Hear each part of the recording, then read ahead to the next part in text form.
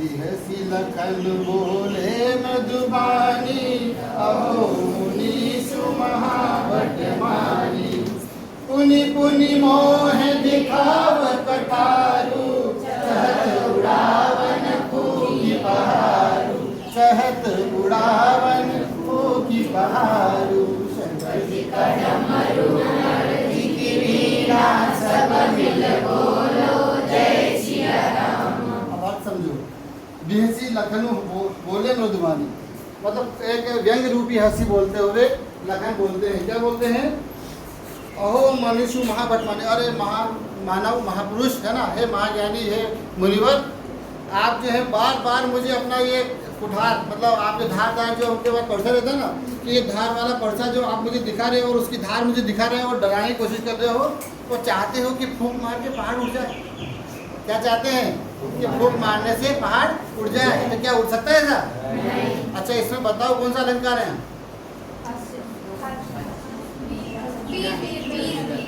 नहीं, फूंकी पहाड़ उड़ावे चाहत उड़ावे की। हे महात्मा, आप बहुत ज्ञानी है, बहुत बलवान है, आप बार बार मुझे अपने कुलाड़े की या फिर अपने परसे की धार मुझे दिखा रहे हो और डराने की कोशिश कर रहे हो, आप फूंक मार के पहाड़ उड़ाने की कोशिश कर रहे हो। ऐसा नहीं है। यहाँ कुमड़त बतिया नहीं कोई, है ना। इस पद को गाते हैं, फिर इसका अर्थ समझते हैं।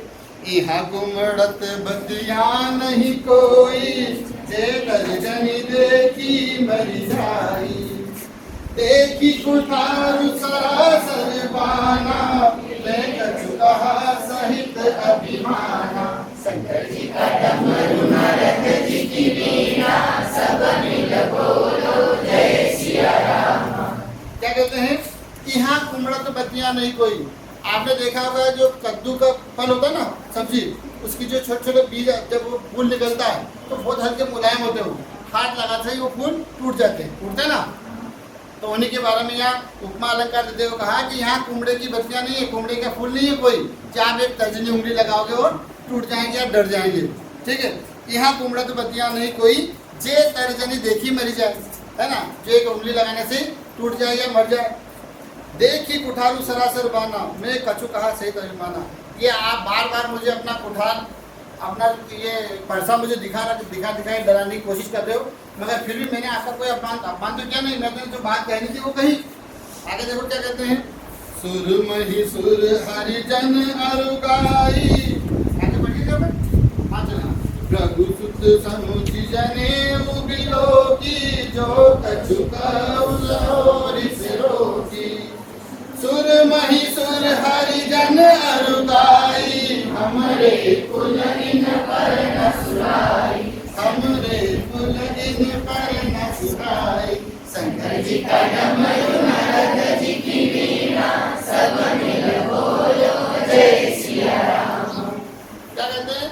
रघुसुत समुझी जने उबिलो। ये तो आपकी वेशभूषा से, है ना, आपको साधु समझ रहा था, महात्मा समझ रहा था। आपकी जने वगैरह देखकर, आपके वेशभूषा को, दाढ़ी और बालों को देखकर समझे ये साधु है। रघुसुत समुझी जनेऊ बिलोकी, जो कछु कहूँ सहो निसुरोगी, है ना।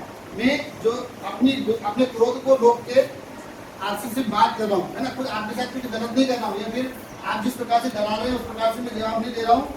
सुर महिसुर हरिजन, देवताओं पर और महिसुर हरिजन, मतलब जो गरीब व्यक्ति है उनके ऊपर, महिलाओं के ऊपर और गाय के ऊपर हम हाथ नहीं उठाते।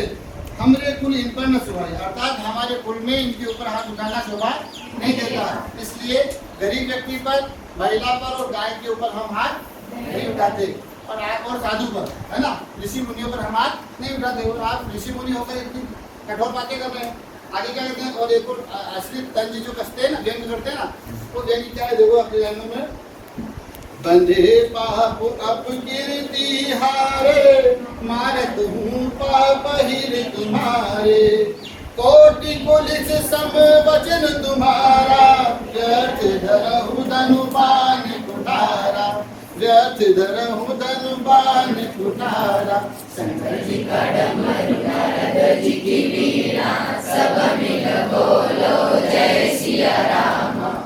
तो लक्ष्मण आगे कहते हैं कि बंधे पाप अपकीर्ति हारे, अगर हम ऐसा करें कि किसी ऋषि मुनि पर, किसी महिला पर, किसी गाय पर, है ना, किसी गरीब पर हाथ उठाते हैं या हथियार उठाते हैं, तो इससे हम पाप के भागीदार होते हैं और अपना ही सम्मान खोते हैं, अपने खुद की कीर्ति को कम करते हैं। तुम्हारा धूप आप वही तुम्हारे, और इसीलिए हम तुमसे इस प्रकार की झगड़ा करने के मूड में नहीं है। और आगे कहते हैं कोटि कुलिश सम वचन तुम्हारा, आपके जो वचन है, आप जिस प्रकार से बोल रहे हैं वही इतने खराब है, इतने खतरनाक है, उससे उसको सुन गए लोग कर जाए या मर जाए बेचारे, तो आप पे धनुष बाण और परसा रखने की क्या जरूरत है? क्या बोलते हैं हमसे, आप खुद ही इतनी कड़वी कड़वी बातें कर रहे हैं कि आपको ये हथियार रखने की आवश्यकता नहीं है। क्या कहते हैं कोटि पुलिस का वचन तुम्हारा व्यर्थ धर्म, बेकार में धर रहे हैं धनु बाण कुठारा, आपने बेकार में धनुष बाण और कुठारा जो धारण कर रखा है ये बेकार है, आपके तो वचन ही इतने खतरनाक है कि आप सबको मार सकते हैं। इस प्रकार से उनको व्यंग्य करते हैं। और अंत में दोहे क्या कहते हैं, जो बिलो की अनुचित कहे क्षम मुनि धीर, सुनी सरोष रघुवंश मणि बोल गिरा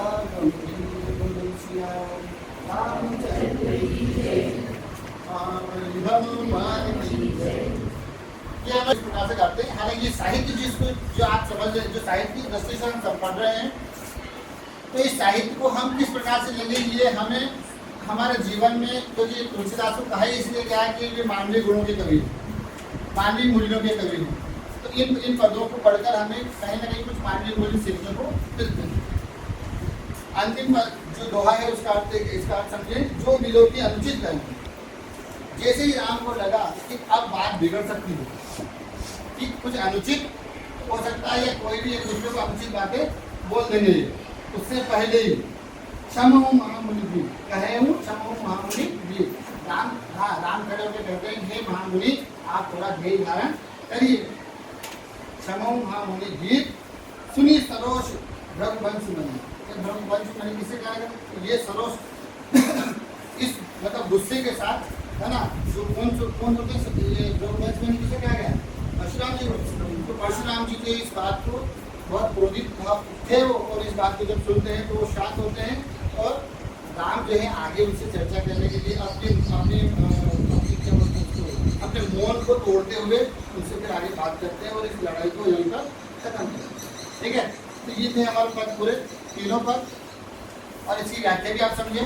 ठीक है, इसमें से अगर किसी को डाउट